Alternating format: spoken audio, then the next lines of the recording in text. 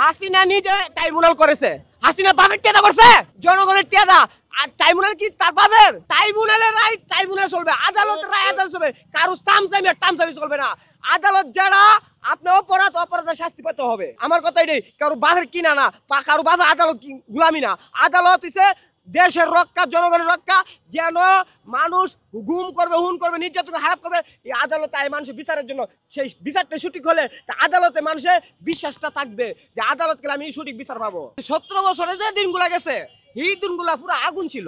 মানে গুম হুন নির্যাতন হালি, কত ভালো মানুষ মরছে, খারাপ মানুষ মরছে, মধ্যস্থ মরছে, শিশু মরছে।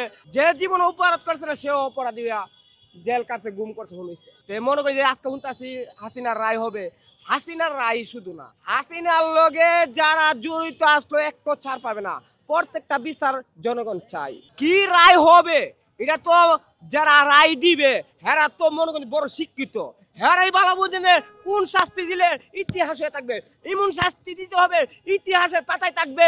বাংলাদেশ স্বৈরাচার ছিল, এই স্বৈরাচার শাস্তিটা হচ্ছে ইতিহাসের পাতায় একটা বই থাকবে, 17 বছর কাহিনী নিয়ে একটা বই থাকবে। এই বইয়ের মধ্যে লেখা থাকবে এইসব ঘটছে, এইসব হইছে, এই 17 বছর এই প্রত্যেকটা পাই একটা ইতিহাস হয়ে থাকতে হবে। আমরা চাই যে হাসিনার 17 বছরের একটা ইতিহাস ওই একটা বই হবে।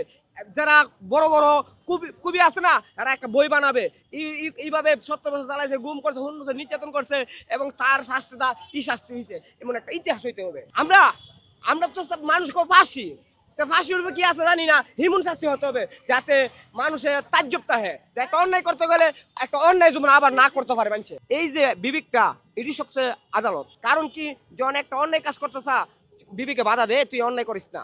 বিবেকে বাধার পরে সে অন্যায় করে জানেন, টেকার গরমে বা লক্ষ্যের গরমে এটি অন্যায় করে।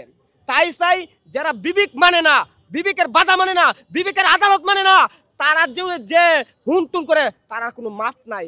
কারণ জানে আমি অন্যায় করলে আমার এটা শাস্তি হবে, এই শাস্তি যাইনি গিয়ে অপরাধ করতেছে তার কোনো ছাড় নাই, তার বিচার হতেই হবে।